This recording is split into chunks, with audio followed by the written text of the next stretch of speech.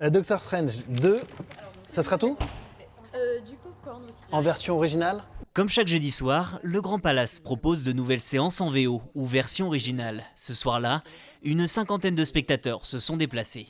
J'aime bien avoir la version originale parce que avoir la vraie voix des acteurs, c'est toujours plus authentique, on va dire.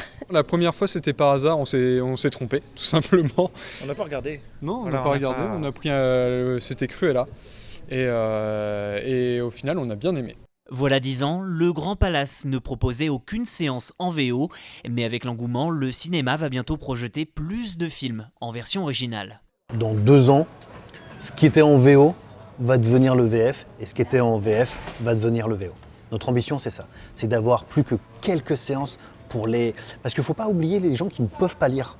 On a une ville au Sable d'Olonne qui est très particulière où 60% de la population a plus de 60 ans. Je parle de ça à l'année. Et donc il y a certaines personnes qui ne peuvent pas lire. Il faut aussi pouvoir garder le cinéma pour tous. Je préfère voir un film en VO sous-titré que pas le voir du tout.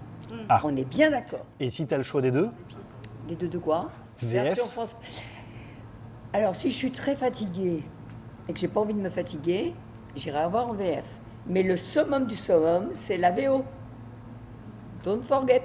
Au Cinéville de La Roche-sur-Yon, quelques séances sont aussi en VO. Batman a par exemple ramené en première semaine 300 personnes pour les projections en anglais, un constat partagé sur d'autres blockbusters.